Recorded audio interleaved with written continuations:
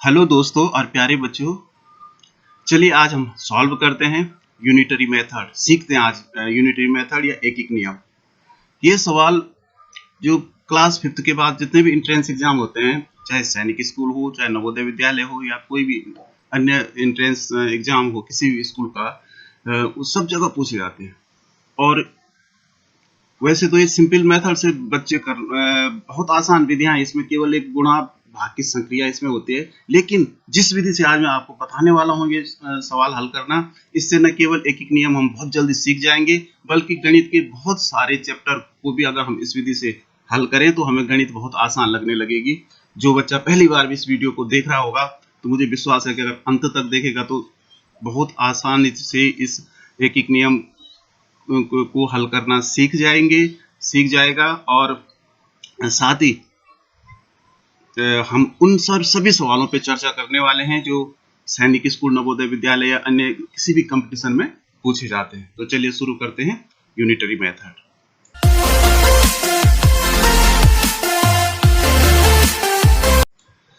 सबसे पहले हम सीखेंगे यूनिटरी मेथड होता क्या है। ऐसी विधि जिसमें हम सर्वप्रथम एक का मूल्य ज्ञात करते हैं, उसे यूनिटरी मेथड कहते हैं।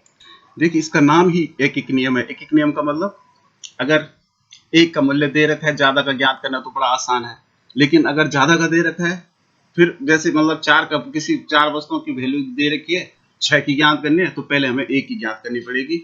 इसी को एक एक नियम कहते हैं। The method by which we first find the value of a unit is called unitary method. इसको सीखने के लिए हमें पूर्व ज्ञान क्या होना चाहिए, प्रीवियस नॉलेज। एक हमें गुणा की प्रोसेस आ जानी चाहिए, गुणा करने के सवाल, मल्टीप्लिकेशन एंड डिवीजन, गुणा और भाग के सवाल हल करने आ जाने चाहिए। जिन बच्चों को ये आ जाते हैं वो बहुत ही आसानी से यूनिटरी मेथड हल करना सीख जाएंगे। तो चलिए आगे हम बात करते हैं यूनिटरी मेथड पे। और मैं एक बात ये भी बता देता हूँ कि आज हम जो सवाल सॉल्व करने वाले हैं वो कुछ हिंदी के होंगे, हिंदी मीडियम से, और कुछ इंग्लिश मीडियम से होंगे। इससे दोनों प्रकार के बच्चों को बहुत सुविधा मिलेगी। जो हिंदी मीडियम से पढ़ने वाले बच्चे हैं वो इंग्लिश मीडियम के सवाल भी बड़े आसानी से समझ जाएंगे और उनको हल करना सीख जाएंगे। और जो इंग्लिश मीडियम के बच्चे हैं वो हिंदी मीडियम के सवालों को पढ़ना और उनको सॉल्व करना भी, या उनको समझना और सॉल्व करना सीख जाएंगे। तो चलिए, पहले एक हिंदी में मैंने 2 सवाल लिखे हुए हैं। तो पहला सवाल है, एक पेन की कीमत 15 रुपए हो तो 7 पेन की कीमत कितनी होगी। ये सिंपल सा सवाल है जो गुणा की प्रोसेस में होता है। क्योंकि जब किसी एक वस्तु का मूल्य दिया रहता है तो हम क्या करते हैं, 7 पेन की कीमत ज्ञात, मतलब एक से ज्यादा की कीमत अगर ज्ञात करनी है तो एक की कीमत देखिए 15 रुपए और 7 की कीमत ज्ञात करनी है तो जनरली हम गुणा करते हैं। ठीक है, तो 7 पंजे 35, 3 और 7 एकम 7 और 3 10, 105 रुपए। सिंपल यही तो करते हैं। यहाँ देखिए, यहाँ है 7 पेन की कीमत 84 रुपए है, तो एक पेन की कीमत, यहाँ ज्यादा की कीमत दी हुई है, एक की ज्ञात करनी। तो ऐसी कंडीशन में हम क्या करते हैं, हिस्से करते हैं उसके। तो 84 जो है 7 की कीमत है, तो हम मतलब 84 के 7 टुकड़े करेंगे। टुकड़े करने का आशय क्या होता है कि हम भाग देंगे 7 का भाग 84 में, तो 7 एकम 7, यहाँ पे घटा के 1 आया, 14, 7 दूना 14। तो इसका मतलब यह है कि एक पेन की कीमत 12 रुपए है। आंसर 12 रुपए। तो ये यहाँ पे देखिए हमने सिंपल सा गुणा का प्रोसेस किया, यहाँ पे भाग। एक एक नियम में ये समझना बहुत जरूरी है कि अगर एक की कीमत दे रखी है, ज्यादा की निकालनी है तो वहां हम गुणा करते हैं, और ज्यादा की कीमत दे रखी है, एक की कीमत ज्ञात करनी है, एक की वैल्यू ज्ञात करनी है, तो वहां हम डिवीजन करते हैं या भाग करते हैं। हाँ, कुछ सवाल उल्टे होते हैं, जैसे काम समय वाले होते हैं कि इतने मजदूर इतने दिन में काम करते हैं, इतने दिन में काम समाप्त करते हैं। तो अगर मजदूर इतने कर दिए जाएं, बढ़ा दिए जाएं, तो कितने दिन में काम समाप्त होगा, वहां ये प्रोसेस उल्टी हो जाती है। हम उन सवालों पे भी अभी आगे बात करने वाले हैं। चलिए देखिए, इन्हीं 2 सवालों को मैं दूसरी विधि से हल करने वाला हूँ। यहाँ पे 2 चीजें दे रखी है, एक पेन की कीमत 15 रुपए और 7 पेन की कीमत ज्ञात करनी है। तो मतलब पहले एक पेन की कीमत हम यहाँ पे इस तरीके से इसको करना अगर सीख जाएं तो यहाँ पे जरा सा कठिन लगेगा ये सवाल, लेकिन इसके बाद जो कठिन सवाल है वो बहुत आसान लगने वाले हैं। यहाँ पे हम लिख देंगे पेन, यहाँ लिख देंगे कीमत। ठीक है ना, तो एक पेन की कीमत कितनी है, 15 रुपए। तो 7 पेन की हमें ज्ञात करनी, तो यहाँ x लिख देंगे। ठीक है, अब क्या करेंगे हम, इस पे यहाँ x की तरफ तीर लगा देंगे। तीर का मतलब ये है कि जहाँ तीर का निशान ये आगे वाला हिस्सा होगा वो हम भिन्न में उसका अंश बनाएंगे, x/15 बना देंगे, और यहाँ भी नीचे को तीर लगेगा। इसको हम धीरे धीरे समझेंगे कि दोनों जनरली सभी सवालों में ये नीचे को ही लगेंगे। इसका मतलब ये है कि इसको बराबर करके इक्वल करके और 7/1 करेंगे, तो 1 लिखने की जरूरत वैसे है नहीं, चलो मैंने लिख दिया है इसका वट, क्योंकि यहाँ तीर का निशान नीचे, कहीं ये उल्टे तीर लगते हैं। ये जो मैंने बताया कि काम समय वाले में वो हम धीरे धीरे आगे सीख जाएंगे, पहले हम यहाँ पे इतना ही करते हैं। तो नेक्स्ट लाइन पे हो जाएगा x बराबर, तो 7/1 ऐसी रहेगा, ये 15 कहाँ चला जाएगा ऊपर गुणा में। अब ये एक तो कोई वैल्यू नहीं है, तो 15 सता 105। तो देखिए आ गया आंसर। तो यहाँ पे थोड़ा कठिन लग रहा है क्योंकि ये सवाल बहुत आसान है, ये थोड़ा लंबा लग रहा है, लेकिन ये अगर हम इस विधि से करना सीख जाएं तो जो बड़े सवाल हैं वो हमें बहुत सरल तरीके से हम करना सॉल्व करना सीख जाएंगे। वैसी दूसरी विधि है, 7 पेन की कीमत 84 रुपए है। तो यहाँ पे हम लिख देंगे पेन, यहाँ लिख देंगे कीमत, तो 7 पेन की 80। तो एक पेन की बतानी है, एक पेन की x रुपए, तो इस पे भी हम तीर का निशान लगाएंगे x की तरफ, यहाँ भी नीचे की तरफ। क्योंकि तीर का निशान पे एक चीज समझने की, अगर यहाँ देखिए यहाँ पेन घट रहे हैं तो यहाँ कीमत भी घटेगी, ठीक है ना। तो इसका मतलब इनका संबंध समान है, दर समान है इनकी घटने की, इनका संबंध उल्टा नहीं है। तो x/84 बराबर 1/7। तो देखिए x बराबर कितना हो जाएगा, 1/7 ऐसे रहेगा। ये 84 कहाँ चला जाएगा गुणा में, यहाँ 84, तो 7 एकम 7 1 आया, और 7 एकम 7, यहाँ पे देखिए काटना हमें सीखना, काटने का मतलब भाग देना। तो 8 में हम 7 का भाग देंगे तो 7 एकम 7 हुआ, तो क्योंकि 8 है तो 1 बचा है अभी, तो 1 हम 4 के साथ मिलाएंगे, देखिए तो ये 14 होगा। इसका मतलब ये 4 की वैल्यू भी 14 है, तो 7 का पहाड़ा 14 तक 7 दूनी 14। तो देखिए 12 आ गया, यहाँ पे 1 है तो 12 एकम 12, नीचे 1 है खत्म हो गया, तो x बराबर 12 आ गया। तो इसका मतलब एक पेन की कीमत 12 रुपए हुई। चलिए हम इसी विधि से बहुत सारे सवाल सॉल्व करने वाले हैं। 4 कॉपियों की कीमत 88 रुपए है, 88 रुपए है, तो 7 कॉपियों की कीमत बताइए। देखिए हम यहाँ कॉपियां लिख देंगे, यहाँ हो गया कॉपी, यहाँ हो गया कीमत, ठीक है। पहले 4 कॉपियों की कीमत है 88 रुपए, 4 कॉपी 88 रुपए, तो 7 कॉपी x रुपए। यहाँ x की तरफ तीर, यहाँ भी नीचे, क्योंकि यहाँ देखिए कॉपियां बढ़ रही हैं तो यहाँ कीमत भी बढ़ेगी, तो इसलिए तीर का निशान एक ही तरफ। तो x/88 हो जाएगा, x/88 बराबर 7/4। अब यहाँ पे नेक्स्ट लाइन पे क्या हो जाएगा, मैं यहाँ आगे कर रहा हूँ इसको, x बराबर 7/4 हम ऐसे लिखेंगे, और ये 88 है, ये आगे बराबर के आगे जाके यहाँ नीचे है, तो यहाँ हर में है, तो यहाँ इक्वल टू पक्षांतर करने के बाद आगे चला जाएगा 88। 4 से काटिए, 4 दूना 8, 4 दूना 8, 22 आए, तो 22 सता 7 दूना 14 का 4 हासिल 1, 7 दूना 14 1 15, तो 154 रुपए हो गए, ठीक है। 4 कॉपियों की कीमत 88, तो 7 की कीमत 154। देखिए 20 books are bought for rupees 220, 220 में खरीदी गई, 20 किताबें 220 में खरीदी गई। How much will 32 books cost, तो हमने 32 किताबों की कीमत बतानी है। तो यहाँ हम लिख देंगे बुक्स, क्या लिख देंगे बुक्स, और यहाँ लिख देंगे वैल्यू।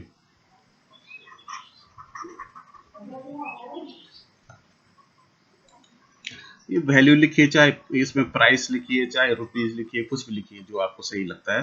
तो यहाँ पे देखिए 20 बुक्स कितने की आ रही हैं, 220 की। अब क्या है 32 बुक्स कितने की, 32 बुक्स x रुपए की।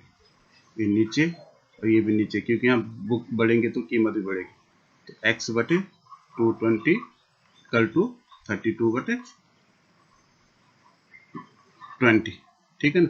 अब मैंने इसी लाइन पे कर दिया, एक लाइन और होनी चाहिए, 220 नेक्स्ट लाइन पे कहाँ चला जाएगा, यहाँ गुणा, ये यहाँ से यहाँ चला गया, तो इसको काट दीजिए, 2 कटा, ये 2 कटा, 2 से 22 कटा, तो 2 एकम 2, 2 एकम 2, तो बराबर हो गया 11 दूनी 22, 2 11 33 और 2 35, 352 रुपीज, ठीक है।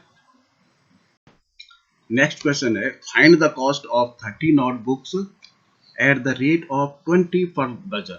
मतलब अगर नोटबुक की कीमत 20 रुपये प्रति दर्जन है तो 30 नोटबुक की कीमत हमने ज्ञात करनी है। तो यहां लिखिए नोटबुक, लिखिए कुछ भी लिखिए पहले नोटबुक, और दो चीजें इसमें, एक नोटबुक है एक प्राइस है, कॉस्ट है प्राइस जो भी लिखते हैं।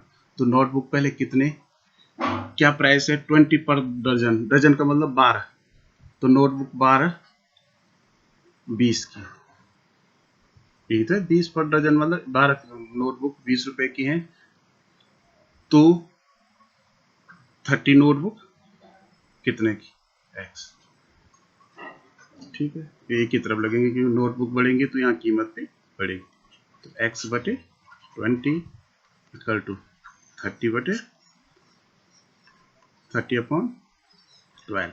तो नेक्स्ट लाइन पे ये 20 कहाँ चला जाएगा, यहाँ मल्टीप्लाई। अब देखिए 6 दूना 12 और 6 पंजे 30, 2 एकम 2 और इसको 20 काटा तो 2 एकम 2, 2 एकम 2 और 1 और 0 तो 10 पंजे 50, 50 रुपये के आएंगे 30 के बाद। देखिए नेक्स्ट क्वेश्चन है एक कार 10 लीटर पेट्रोल में 170 किलोमीटर जाती है।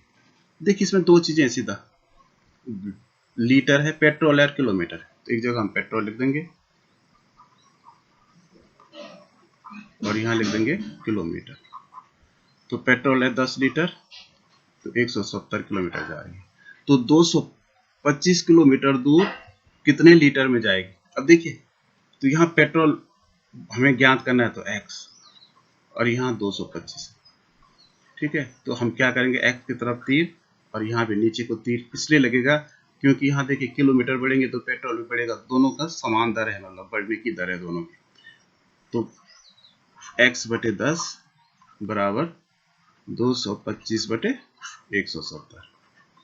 अब ये 10 नेक्स्ट लाइन पे हम क्या करेंगे, x बराबर तो ये 10 जो है यहाँ चला जाएगा, तो ये 0 0 कट गया। अब 17 से हम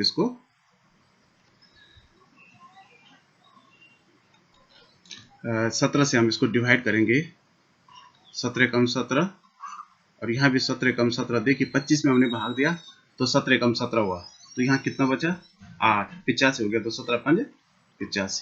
तो यहाँ नीचे 1 है खत्म है, तो 15 का गुणा 1 से करेंगे तो 15 कम 15, तो इसका मतलब ये 15 लीटर पेट्रोल चाहिए, ठीक है। इसको चलने जाने के लिए 255 किलोमीटर जाने के लिए 15 लीटर पेट्रोल की जरूरत होगी। यहाँ देखिए 3 कुर्सियों और 2 मेजों का मूल्य समान है। देखिए यहाँ पे 3 कुर्सी बराबर 2 मेज, जितने 3 कुर्सियों की कीमत है उतनी 2 मेजों की कीमत है। यदि एक कुर्सी की कीमत 440 रुपए, तो एक कुर्सी कितने की है 440 की,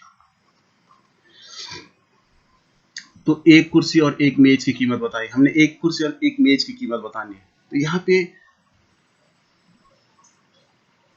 एक कुर्सी की कीमत 400, तो यहाँ पे 3 कुर्सियों की कीमत हमें पहले ज्ञात करनी पड़ेगी, फिर 2 मेजों उतनी कीमत 2 मेजों की होगी। तो एक कुर्सी 440 की है, तो 3 कुर्सियां, चाहे आप उसी मेथड से करो, एक तरफ कुर्सी एक मूल्य लिख के, तो ये चाहे कैसे भी इस मेथड से करिए आप, 3 कुर्सी बराबर हो जाएंगे 440 गुणा 3, तो ये हो गया 0, 4 3 12 और 4 3 12 1 13, 1320 रुपए की हो गई।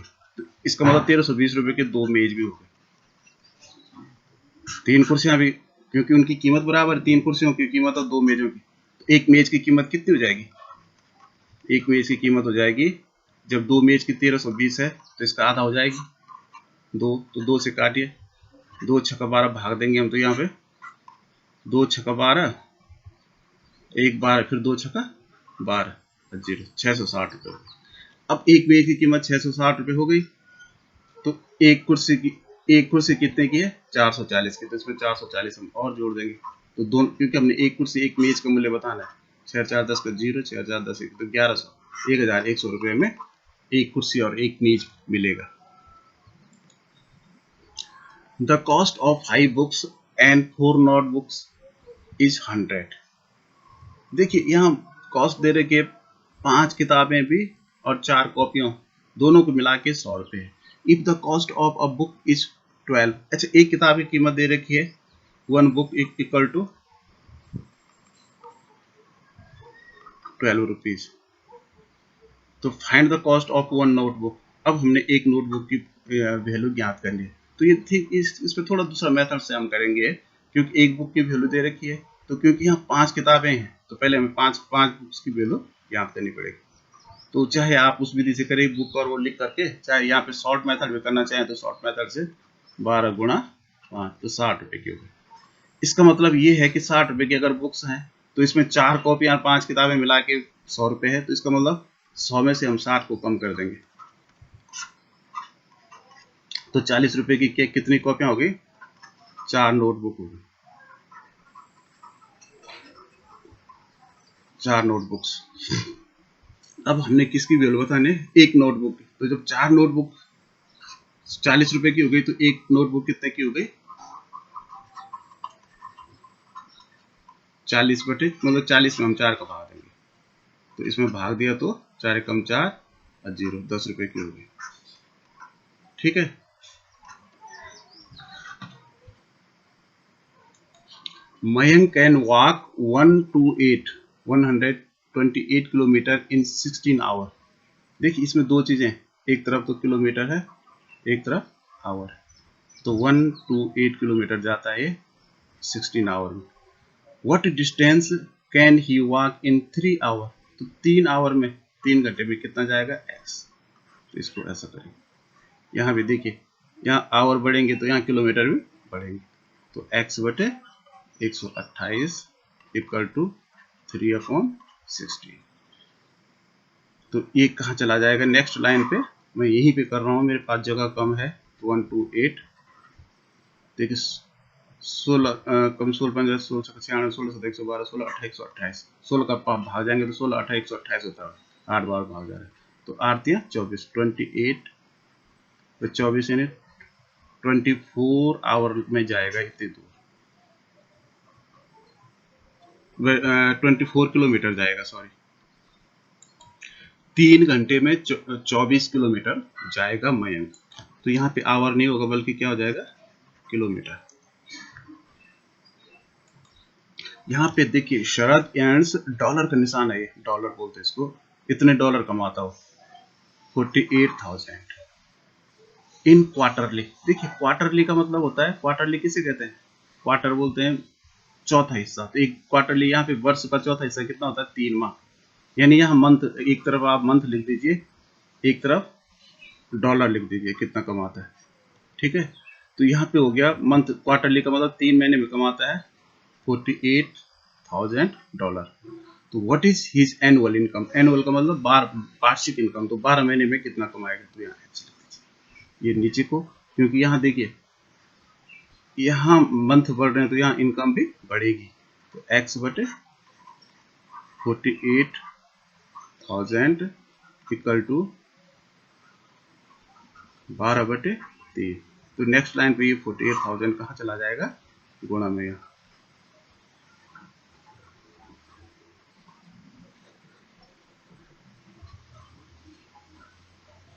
काटिए इसको, तो 3 एकम 3 3 छक्का 18 16,000 आ गया। इसको 12 0 का 0 12 0 का 0 0 12 छक्का 72 2 7 12 एकम 12 7 19। तो 1,92,000 डॉलर कमाए। ठीक है। इसको हम दूसरे तरीके से भी कर सकते हैं, जैसे यहाँ पे एक क्वार्टर लिख दिया, यहाँ पे क्वार्टर मंथ की जगह क्वार्टर कर दिया। एक क्वार्टर में इतना कमाता है, तो क्योंकि एक वर्ष में 4 क्वार्टर होते हैं तो 4 क्वार्टर में कितना कमाएगा? तो इससे भी आंसर इतना ही आएगा, आप कैसे भी करिए। यहाँ देखिए 76% can complete the job in 42 days. कोई काम 76 लोग 42 दिन में कर रहे हैं। तो यहाँ पे पर्सन लिखिए और यहाँ डेज लिखिए।